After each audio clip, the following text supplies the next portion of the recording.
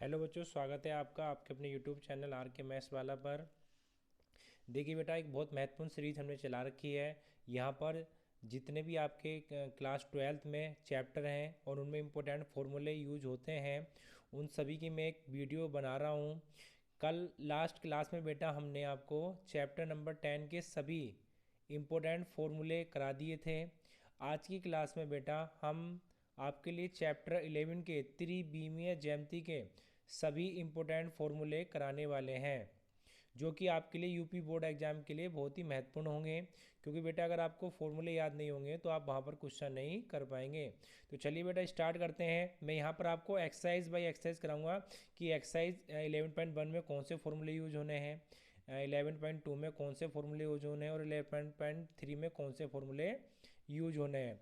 तो चलिए बेटा सबसे पहले देखते हैं एक्सरसाइज 11.1 के फॉर्मूले। तो सबसे पहले बेटा एक फॉर्मूला होता है दिक कोसाइन डायरेक्शन कोसाइन निकालने का। तो डायरेक्शन कोसाइन बेटा दो तरीके से निकलेंगे। अगर आपको एंगल दिए रहेंगे तो आपको अल्फा बीटा गामा निकालना है। अगर आपको एंगल दिए रहेंगे अल्फा बीटा गामा तो आपको दिक कोसाइन बेटा कुछ इस तरीके से निकालने, एल बराबर कोस अल्फा, एम बराबर कोस बीटा, एन बराबर कोस गामा। अगर बेटा आपको यहाँ पर दिक कोसाइन जो है आपके ये, अगर बेटा पॉइंट दिए रहेंगे आपको दिक कोसाइन निकालने के लिए, तो पॉइंट की कंडीशन में ऐसे निकालें cos alpha A one upon इतना अंडर रूट ए वन का स्क्वायर प्लस ए टू का स्क्वायर प्लस ए थ्री का स्क्वायर। इसी तरीके से cos beta A two under root A one का स्क्वायर प्लस ए टू का स्क्वायर प्लस ए थ्री का स्क्वायर। इसी तरह से cos gamma A three upon A one का स्क्वायर प्लस ए टू का स्क्वायर प्लस ए थ्री का square. तो कुछ इस तरीके से आप क्या करेंगे बेटा दिक कोसाइन अपने निकालेंगे। ठीक है, चलिए अगले फॉर्मूले पे आते हैं। तो नेक्स्ट फॉर्मूला क्या है बेटा, एक रिलेशन याद रखना है आपको, किसमें, एल एम और एन में। तो देखिए L square plus M square plus N square equal to कितना हो गया, 1 हो गया। ये रिलेशन आपको याद रखना है क्योंकि कभी एंगल निकल पाएगा तो आपको ये रिलेशन काम आएगा। अगला बेटा कोलिनियर संरेख है। तो देखिए बेटा कोलिनियर संरेख दो तरीके से निकलता है।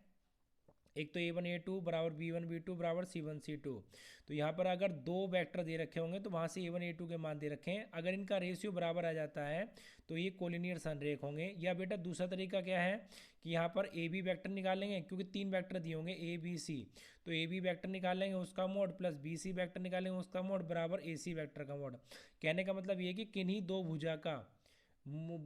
दो भुजाओं का बेटा क्या नाम है मोड निकाल के उन दोनों को जोड़ने पर तीसरी भुजा के इक्वल आएगा। ठीक है, किसी भी तीसरी साइड के इक्वल आएगा, तो वो कोई सी भी हो सकती है बेटा। अब देखिए ये जो आपके तीन चार फॉर्मूले हैं यही चैप्टर में आपके काम आने हैं। चलिए बेटा अब आगे चलते हैं एक्सरसाइज 11.2 के लिए। देखिए बेटा एक्सरसाइज 11.2 में करते हैं। जैसे आपका पूछेगा सदिश रूप का समीकरण, वेक्टर फॉर्म में पूछेगा आपसे सदिश रूप का समीकरण, तो आप क्या करेंगे, R vector equal to A vector plus lambda B vector. देखिए बेटा ए आपको वहाँ पर बिंदु दिए रहेंगे, कुछ पॉइंट दिए रहेंगे, ठीक है।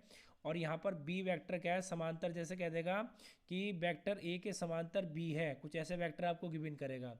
तो जो समांतर पैरेलल वाला वेक्टर होगा वो बी वेक्टर होगा, और जो पॉइंट गिवन होंगे स्टार्टिंग में वो वेक्टर ए के होंगे। ठीक है, तो ये सदिश रूप का समीकरण है, आप इसको कर सकते हैं।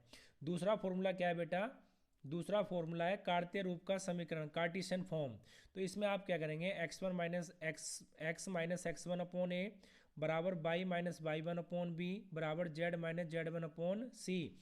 तो कार्टिशियन फॉर्म की इक्वेशन होती है बेटा, कार्तीय रूप का समीकरण होता है। अब देखिए यहाँ से जो भी वेक्टर ए होगा, जो शुरू का वेक्टर होगा उसको वेक्टर ए मानेंगे, उसमें से आपके x1 y1 z1 की वैल्यू निकालनी है आपको। जो वेक्टर दूसरा वाला होगा बेटा उसको बी मानेंगे और वहाँ से आप ABC की वैल्यू फाइंड कर सकते हैं। तो ये हो गया आपका कार्तीय रूप का समीकरण। अब आते हैं बेटा तीसरे नंबर पर। तो तीसरा पॉइंट क्या है यहाँ पर, देखिए जब लंब की कंडीशन आपको दी होगी परपेंडिकुलर की, तो A1 A2 plus B1 B2 plus C1 C2 equal to क्या हो जाएगा आपका 0 हो जाएगा।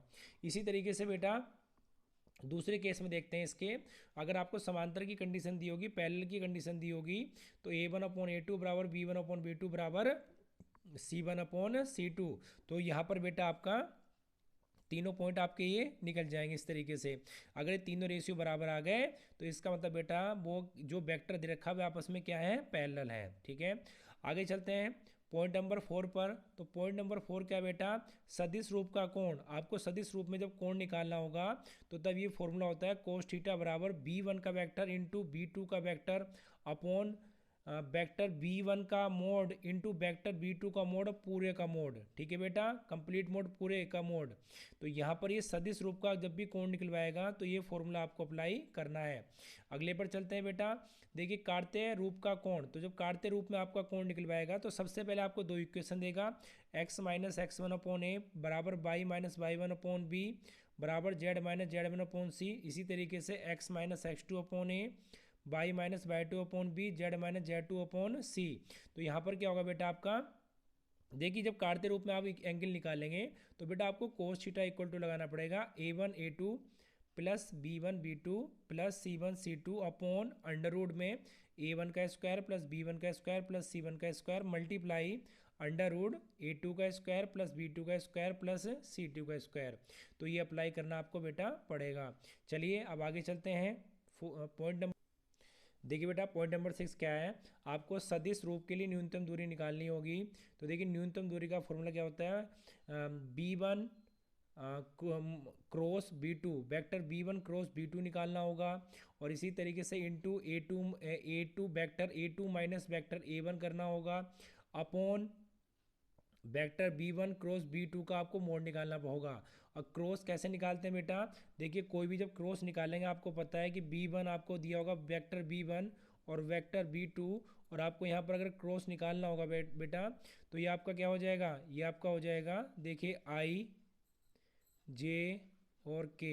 और यहाँ पर बेटा हम क्या लिख देंगे, जो वैल्यू अपनी आएंगी उनको यहाँ पर लिख देंगे, जैसे a1 b1 और c1, यहाँ पर a2 b2 और आपका c2। ठीक है, इस तरीके से आप लिख देंगे, फिर उसका r1 के अनुदिश प्रसार कर देंगे बेटा। ठीक है, चलिए अब उसके बाद आते हैं काटते रूप के लिए न्यूनतम दूरी। ये बेटा सदिश रूप के लिए न्यूनतम दूरी थी और ये बहुत ही इंपॉर्टेंट फॉर्मूले हैं आपके बोर्ड एग्जाम में हर साल। इनमें से किसी एक में से 5 नंबर का क्वेश्चन बेटा हर साल आता है। तो या तो सदिश रूप के लिए न्यूनतम दूरी या काटते रूप के लिए न्यूनतम दूरी। तो इसका फॉर्मूला क्या होता है बेटा, देखिए मोड में सारी वैल्यू मोड में x2 minus x one by two minus Y one Z two minus Z one, और यहाँ पर a1 b1 c1 और a2 b2 c2। इसको बेटा ये जो डिटर्मिनेंट्स आया आपका मोड टाइप डिटर्मिनेंट्स सारणिक बोलते हैं इसको, तो इस सारणिक को आपको सोल्व करना पड़ेगा r1 के अनुदिश प्रसार करने पर, जैसे कि आपके चैप्टर नंबर 4 में सीखा है। अपॉन में, इसके अपॉन में क्या होगा बेटा, अंडर रूट के अंदर, पूरा अंडर रूट के अंदर b1 c2 minus b2 c1 का स्क्वायर पूरे का बेटा इसका complete square plus c1 a2 minus c2 a2 इसका कंप्लीट का स्क्वायर बेटा plus a1 b2 minus a2 b1 इस कंप्लीट का स्क्वायर। तो इस तरीके से आपके ये कार्तीय रूप के लिए न्यूनतम दूरी है और ये सदिश रूप के लिए न्यूनतम दूरी है। बहुत ज़्यादा इंपॉर्टेंट फॉर्मूले हैं, यहाँ से 5 नंबर का क्वेश्चन बेटा 100% आएगा। चलिए अब चलते हैं एक्सरसाइज 11.3 में कुछ फॉर्मूले जो उनको भी देख लेते हैं। चलिए बेटा अब एक्सरसाइज 11.3 के लिए कुछ इंपॉर्टेंट फॉर्मूले देख लेते हैं। तो सबसे पहले आपसे समतल का सदिश समीकरण, तो यहाँ पर बेटा समतल का सदिश समीकरण क्या होता है आपका, देखिए r vector into N vector equal to D. तो देखिए बेटा जहाँ पर r, अगर r वेक्टर की जरूरत पड़ेगी तो वहाँ पर क्या लेंगे आप x I cap plus by J cap plus Z के कैप। अब देखिए बेटा यहाँ पर जो n निकलेगा ना, उस n को कुछ इस तरीके से रखना है, एन वेक्टर को, एन वेक्टर की वैल्यू पहले बेटा कुछ इस तरीके से निकालनी है आपको। कैसे, n vector upon mod n vector का मोड इस तरीके से। दूसरा बेटा यहाँ पर देखिए डी बराबर मूल बिंदु से दूरी, डी जो होगा आपका वो मूल बिंदु से दूरी होगा। ठीक है, अब आते हैं दूसरे पॉइंट पर बेटा। तो दूसरा पॉइंट क्या है, लंब के पाद के निर्देशांक। तो यहाँ पर लंब के पाद के निर्देशांक बेटा कैसे निकलेंगे, x बराबर एल डी, वाई बराबर एम डी और z बराबर एन डी। तो l क्या होता है बेटा, l कैसे निकालेंगे, ये दिक कोसाइन होते हैं l, a1 upon under root a1 का स्क्वायर प्लस a2 का स्क्वायर प्लस a3 का स्क्वायर। m कैसे निकालेंगे बेटा, a2 upon under root A1 का स्क्वायर प्लस A2 का स्क्वायर प्लस A3 का स्क्वायर। इसी तरीके से बेटा n कैसे निकालेंगे यहाँ पर A3 अपॉन A1 का स्क्वायर प्लस A2 का स्क्वायर प्लस A3 का स्क्वायर। और d बेटा मूल बिंदु से दूरी है तो इसको कैसे निकालेंगे P upon under root A1 का स्क्वायर प्लस A2 का स्क्वायर प्लस A3 का स्क्वायर। तो इस तरीके से आप L, M, N और D के मान निकाल सकते हैं और लंब के पात के निर्देशांक आपके निकल जाएंगे, क्योंकि पहले L, M, N और D की वैल्यू की जरूरत आपको पड़ेगी। चलिए बेटा अब चलते हैं पॉइंट नंबर 3 पर। तो कह रहा है समतल पर अभिलंब का सदिश रूप। तो ये कैसे होगा, r vector minus a vector bracket के अंदर बंद into n vector equal to क्या होगा बेटा 0। तो समतल पर अभिलंब का सदिश रूप ये होता है, ठीक है। आपको पता है आर तो आपको दिया रहेगा, ए भी वहाँ पर आपको आर कैसे निकालते हैं बेटा, x I cap plus by J plus Z के कैप। और एन वेक्टर आपको पता ही, मैंने ऊपर आपको बताया था यहाँ पर एन वेक्टर कैसे निकालते हैं, ठीक है। चलिए अब आते हैं समतल पर अभिलंब का कार्तीय रूप। तो इसका जो फॉर्मूला है बेटा वो क्या होता है, A X minus x one plus B Y minus Y one plus C Z minus Z one equal to क्या हो गया 0।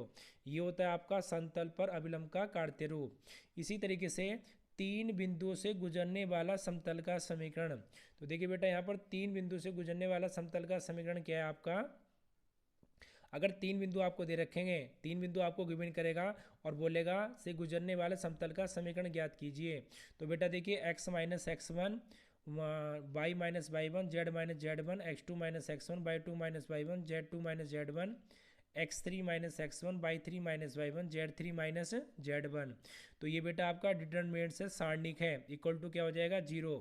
इसकी वैल्यू रखने पर वहाँ पर आपको वैल्यू मिलेंगे बेटा, कुछ पॉइंट मिलेंगे वहाँ पर। तो ये सारी वैल्यू वहाँ पर पुट करने पर R1 के अनुदिश आप क्या कर देंगे बेटा, इसका प्रसार कर देंगे, एक्सपेंड कर देंगे, ठीक है। तो ये फॉर्मूला होगा 3 बिंदु से गुजरने वाले समतल का समीकरण। अगले फॉर्मूले पे आते हैं बेटा। तो आपसे बोलेगा अंतःखंड निकालने का समीकरण ज्ञात कीजिए। तो अंतःखंड निकालने के समीकरण के लिए बेटा इस फॉर्म में आपको लाना पड़ेगा उसको, x upon a plus y upon p y upon b plus z upon c equal to 1। तो इसमें आपको उसको लाना होगा। अगला बेटा क्या है, समतलों के बीच का कोण क्या है, cos theta. n1 vector n1 into vector n2 upon mode n1 का वेक्टर इंटू n2 वेक्टर का मोड। तो ये आपको निकालना है। इस तरीके से समतलों के बीच का कोण बेटा निकलता है, ठीक है। अब आगे चलते हैं। देखिए बेटा एक्सरसाइज 11.3 के लिए लास्ट फॉर्मूला है। तो ये क्या है, समतलों के बीच की दूरी। तो बेटा यहाँ पर बीच की दूरी कैसे निकलेगी आपकी, देखिए a1x1 plus B Y one plus C Z one plus D one upon under root A square plus B square plus C square. तो ये समतलों के बीच की दूरी का फॉर्मूला है। तो देखिए बेटा ये कुछ फॉर्मूले थे जो आपके चैप्टर नंबर 11 में काम आने वाले हैं। तो ये सारे फॉर्मूले से बाहर कोई भी फॉर्मूला नहीं है जो आपके चैप्टर 11 में काम आएगा। तो चलिए बेटा इस वीडियो में इतना ही, अगली वीडियो में फिर से मिलते हैं, तब तक के लिए धन्यवाद।